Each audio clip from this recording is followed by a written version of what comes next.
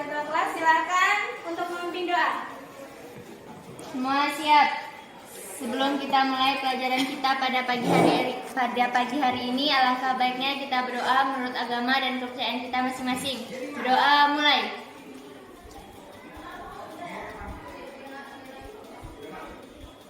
Doa selesai. Siap ucapkan salam. Assalamualaikum warahmatullahi wabarakatuh. Waalaikumsalam warahmatullahi wabarakatuh. Oke, Mbak absen dulu ya. Ya, Bu. Yang tidak hadir hari ini siapa? Maya. Maya, kenapa Maya? Sakit. Oke, berarti selain Maya semuanya hadir ya? Hadir, Bu. Oke, kita lanjut ke materi hari ini adalah tentang tanda-tanda iman kepada qada dan qadar. Jadi ini masih ada kaitannya dengan pelajaran yang sudah lalu. Apa pelajaran yang sudah lalu? Pelajaran yang minggu kemarin adalah tentang makna beriman kepada qada dan qadar. Ada yang masih ingat materinya? Saya, Bu. Ayo siapa? Oh ya, silakan Cinta. Antara qada dan qadar saling berkaitan. Qada adalah ketentuan hukum dan rencana Allah sejak zaman azali. Sedangkan qadar adalah kenyataan dari ketentuan atau hukum Allah. Jadi, hubungan antara qada dan qadar itu diibaratkan seperti rencana dan perbuatan Allah berupa qadarnya sesuai dengan ketentuannya. Oke, bagus sekali. Berikan aplaus kepada Cinta. Jadi tujuan pembelajaran hari ini tentang tanda-tanda iman kepada qada dan qadar adalah kalian bisa menganalisis serta mengevaluasi tanda-tanda iman kepada qada dan qadar. Oke, kita lanjutkan ke materi berarti hari ini ya. Stop dulu. Sebelum ke materi, Ibu akan memastikan bahwasanya kalian memang sudah benar-benar siap untuk belajar. Sudah siap? Siap, Bu. Oke. Oke, coba dulu ya. Sekarang kita ice breaking dulu. Coba tangan kanan tembak dan tangan kiri adalah kelinci. Kita menembak kelinci ya. 1, setelah itu dibalik. Kelincinya lari ke kanan. Tembak lagi. Bisa? Kita coba ya. Hitungan saja. 1, 2, 3, yuk. 1, 2, 1, 2, 1, 2, 1, 2. Oke, ternyata kalian belum siap, belum fokus. Oke, jadi untuk memfokuskan supaya pikiran kalian lebih fokus, kita main full dulu ya. Silahkan duduk senyaman mungkin. Silahkan duduk senyaman mungkin. Pejamkan mata, tarik nafas dalam-dalam, dengarkan suara-suara yang terdekat sampai suara yang terjauh.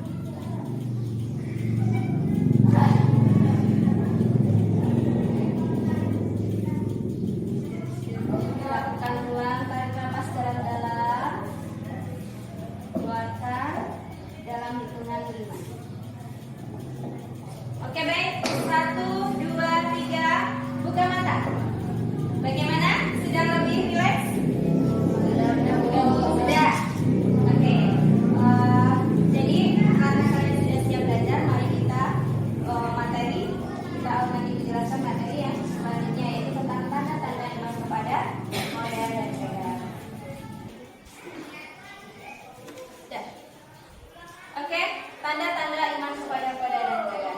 Jadi tanda-tanda orang yang beriman kepada qada dan qadar, dia akan selalu bersikap optimis. Selanjutnya selalu berikhtiar, dan selanjutnya adalah bertawakal.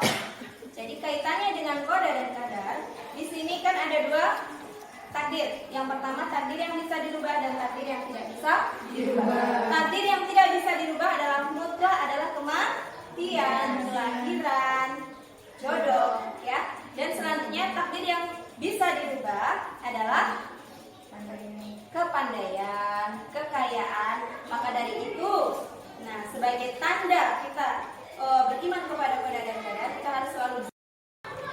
Jadi tanda-tanda iman kepada qadar dan qadar atau kita beriman kepada qadar dan qadar adalah sikap optimis, ikhtiar dan tawakal.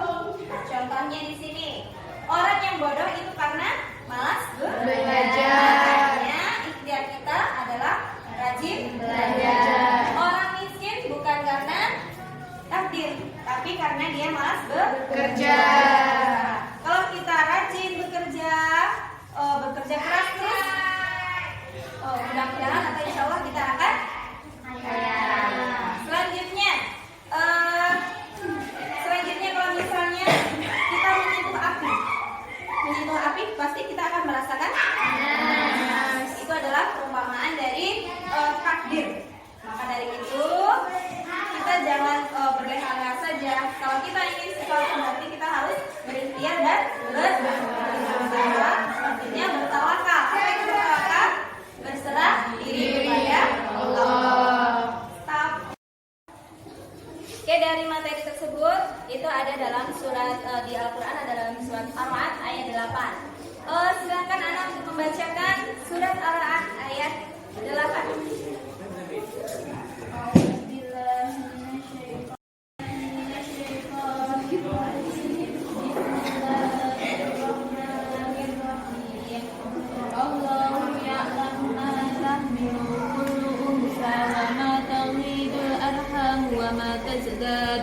Wa kullu syai'in indahu bimiqdar. Artinya, Allah Subhanahu wa taala mengetahui apa yang dikandung oleh setiap perempuan dan dikandung rahim yang kurang sempurna dan yang bertambah, dan segala sesuatu pada sisinya ada ukurannya. Quran surah Ar-Ra'd ayat 13. Oke, bagus sekali. Tepuk tangan buat Anas. Kita lanjut setelah ini buat resume. Ya, setiap individu buatlah resume 1 lembar untuk tanda-tanda iman kepada qadar dan qadar. Baik, dari materi tadi yang sudah dijelaskan, mungkin ada pertanyaan? Oh ya, silakan. Apakah ya, ini yang sering terjadi ya, sering kita dengar. Bahwasanya sukses itu sudah ditakdirkan oleh Allah. Ya, bahwasanya Allah itu kan pernah ada firman Allah bahwasanya nasib seseorang itu tidak akan berubah kecuali dia mau merubahnya sendiri. Jadi dari firman Allah tadi kita dapat menyimpulkan bahwasanya setiap kesuksesan itu tergantung dari ikhtiar dan usaha kita. Ya, paham ya, Alia? Baik, terima kasih ya. Sudah jelas? Untuk materi kita sudah. Selanjutnya coba buatlah 3 kelompok ya. Silakan buat 3 kelompok terdiri dari barisan ini 1 kelompok, yang 2 baris ini 1 kelompok, dan selanjutnya belakang 1 kelompok lagi. Ayo silakan buat kelompok. Stop. Kisah kali ini bercerita tentang keberhasilan suatu keluarga untuk bertahan dari konflik yang membawa ke babak selanjutnya dalam kehidupan mereka. Nah, bagi yang sudah berkeluarga, cerita ini mungkin bisa ngena banget nih. Dan akan ada beberapa hal yang bisa dijadikan pelajaran tentunya. So, lanjut aja ke ceritanya. Connor, seorang anak yang dilahirkan normal. Seorang anak yang baik yang dilahirkan dari kedua orang tua yang bernama Sam dan Danny. Namun, Connor ternyata sedikit berbeda. Ia berkeinginan untuk menjadi seorang perempuan. Ia lebih tertarik dengan make up, boneka, pakaian perempuan, dan bahkan olahraga balet sejak ia umur 4 tahun. Danny yang merupakan ayahnya Connor adalah seorang mantan juara champion tinju yang sebenarnya hari ini adalah hari bebasnya dari 8 tahun masa hukuman penjara. Entah kejahatan apa yang tengah dilakukannya, tapi mungkin ada hubungannya dengan karirnya sebagai petinju. Sam, istrinya, merasa senang suami tercintanya sudah bebas dari penjara. Begitu pula dengan Connor. Namun ada hal lain yang membuatnya merasa ragu dan bahkan sangat takut. Karena selama ini ia menutupi bahwa anaknya berpotensi menjadi transgender berdasarkan hasil dari tes psikiater medis sejak Connor masih berusia 4 tahun. Sam berusaha menutupi dan memilih menunggu waktu dan momen yang tepat untuk membicarakan karena tahu sifat suaminya yang sangat emosian. Konflik dimulai ketika Connor sulit sekali untuk berbaur dengan anak lain di sekolah. Ia sering dibully karena lebih akrab jika berteman dengan perempuan. Danny sempat beberapa kali mengajak Connor ke gym untuk melatih Connor tinju. Ada hal yang ternyata sangat mengecewakan Danny karena Connor yang memiliki hati yang lembut. Ia tidak mau melontarkan pukulan karena tidak mau menyakiti siapapun. Connor seringkali meminta kepada ibunya untuk berbicara kepada ayahnya untuk menjelaskan semuanya. Sam yang sebenarnya bingung ditambah ketakutan akan murkanya Danny mencoba membuka obrolan dengan memberikan hasil dari gender testnya Connor yang mana hasilnya menyatakan bahwa anaknya berpotensi menjadi Is transgender. 11 years old. If I can't understand it, how can he? Kids get confused. I'm not gay, Dad. I'd prefer it if you was. My son doesn't move from his mother's side for 8 years, and now he wants to be a girl. It's about him finally being himself. I was born a boy, you were born a girl. That's life. Accept it. Benar saja, Danny murka dan kemudian menyalahkan Sam karena dianggap tidak becus dalam mengurus anak. Karena selama 8 tahun terakhir Danny dipenjara kan, ya otomatis selama 8 tahun ini Connor selalu hanya dengan ibunya. Connor yang melihat orang tuanya bertengkar mencoba menjelaskan dengan perasaan kepada ayahnya. I've tried so hard to fit into this body I've been born into, Dad, and I can't pray any more than I do that I wake up the person I was supposed to be. Namun Danny yang sudah terlanjur emosinya sudah meledak, memilih untuk pergi. Situasi diperparah lagi ketika Sam mendapat telepon yang mana ibunya sudah berada di rumah sakit perihal penyakit kanker yang ibunya derita. Semenjak kejadian itu, Sam dan Danny menjadi lebih sering bertengkar perihal anak mereka. Connor yang merasa sebagai sumber masalah sekali lagi berupaya untuk memperbaiki keadaan dengan mencoba untuk menuruti keinginan ayahnya, hingga Connor nekat pergi ke gym untuk menonton perjuangan ayahnya yang sedang gelut di ring tinju dengan orang yang sempat menantang ayahnya di tempo hari. Namun upaya itu semua tidak membuat Danny berubah. Konflik antara Sam dan Danny masih berlangsung. Connor yang merasa lelah memutuskan untuk loncat dari lantai atas rumah untuk mengakhiri hidupnya dengan harapan orang tuanya, khususnya ayahnya, dapat lebih mengerti dan berubah. Never understand. Dad, you listen to him.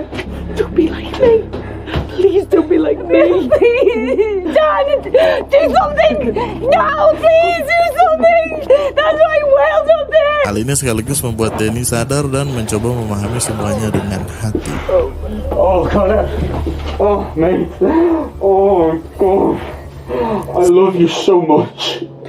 I'm sorry, man. I'm so sorry.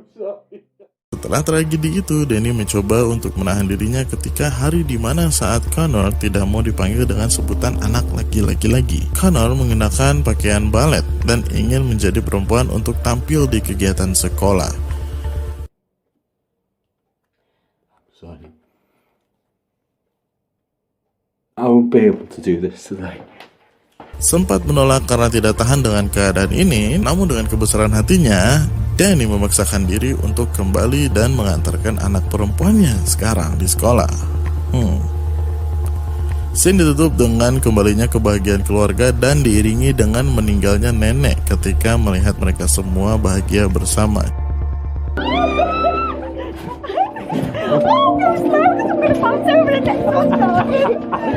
I think I've just proved.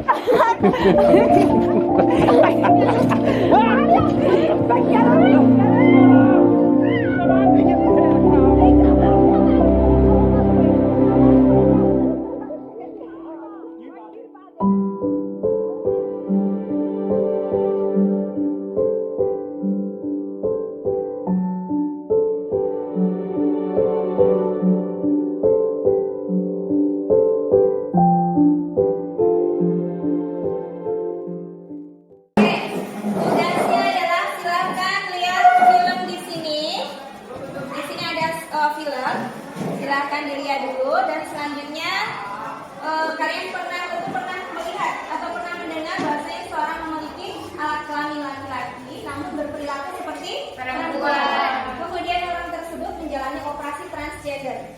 Dan sekarang bagaimana komentar kalian? Silakan diskusikan dalam kelompok dan setelah itu sampaikan pendapat dari kelompok masing-masing dengan argumen yang logis dan mendasar di hadapan kelompok lain. Oke, silakan berdiskusi.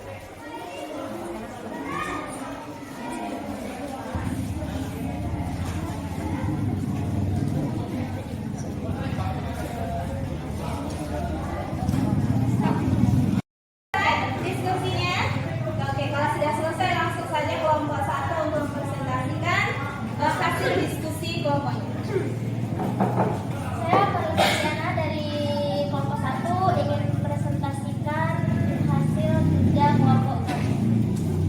Yaitu kodrat laki-laki dan perempuan adalah mutlak bagi pandangan Islam. Allah menciptakan laki-laki dan perempuan agar bisa saling menyempurnakan dan menghasilkan keturunan. Secara hukum, laki-laki dan transgender atau mengubah jenis kelamin adalah haram hukumnya bagi Islam. Terima kasih. Sekian presentasi dari kelompok 1. Oke, berikan aplaus untuk dari apa yang dipaparkan dari kelompok 1. Mungkin ada pertanyaan atau sanggahan dari kelompok lain. Silakan. Oke, silakan kelompok 2. Saya dari kelompok 2 ingin bertanya kepada kelompok 1, bagaimana jika mengubah jenis kelamin karena ada kelainan? Sekian, terima kasih. Oke, bagaimana jika mengubah kelamin itu karena ada kelainan? Oke, silakan kelompok lain, ada yang mau menanggapi? Oke, kelompok 3 silakan. Assalamualaikum warahmatullahi wabarakatuh. Waalaikumsalam warahmatullahi wabarakatuh. Saya di sini dari perwakilan kelompok 3 akan menjawab pertanyaan dari kelompok 2. Menurut pakar Al-Quran dan Hadis, Ki Haji Aksin Sangko Muhammad menjelaskan bahwa mengubah jenis kelamin hukumnya haram jika sengaja dan hukumnya mubah jika terpaksa dalam kelainan. Oke, jadi di sini apabila terpaksa karena kelainan medis itu hukumnya adalah mubah, diperbolehkan. Yang haram adalah karena sengaja ingin, ya. Oke, sudah jelas kelompok 2? Sudah. Oke, berikan aplaus untuk kelompok 3. Untuk materi tadi yang sudah dijelaskan dari awal sampai akhir, tentunya ada beberapa poin-poin penting yang kalian catat dengan resume juga. Mungkin ada yang mau menyimpulkan? Siapa yang mau menyimpulkan? Oke, silakan Liliana. Assalamualaikum warahmatullahi wabarakatuh. Waalaikumsalam warahmatullahi wabarakatuh. Di sini saya akan menyimpulkan materi hari ini. Takdir Allah Subhanahu wa taala merupakan irada kehendak dari Allah. Oleh sebab itu, takdir tidak selalu sesuai dengan keinginan kita. Orang yang beriman dengan sebenar-benarnya kepada qada dan qadar akan senantiasa menjauhkan diri dari sifat sombong dan putus asa, memiliki sifat optimis, giat bekerja dan selalu tenang jiwanya. Sekian, terima kasih. Oke, berikan aplaus kepada selanjutnya sekarang ibu yang bertanya ya. Jadi tanda-tanda orang yang beriman kepada qada dan qadar itu ada 3. Yang pertama adalah bersikap optimis. Yang terakhir adalah paham ya? Sudah. Selanjutnya itu nanti ada penugasan. Silakan buka di HP-nya masing-masing. Kita lanjut ke kuisis ya. Oke, silakan buka HP-nya. Dan ini adalah linknya. Silakan klik linknya. Ibu kirim di WhatsApp, di grup WhatsApp. Silakan kerjakan. Sudah. Baik, untuk hari ini untuk tugas kuisis semuanya sangat luar biasa, nilainya bagus-bagus ya. Jadi untuk hari ini mungkin sampai di sini dulu. Kita lanjut ke pertemuan selanjutnya, yaitu tentang dalil-dalil iman kepada qada dan qadar. Silakan yang mau belajar di rumah tentang dalil-dalil. Nah, minggu depan kalian berarti sudah siap untuk materi yang sudah nanti akan ibu jelaskan. Oke, sampai di sini untuk hari ini. Masih semangat? Baik, untuk hari ini sampai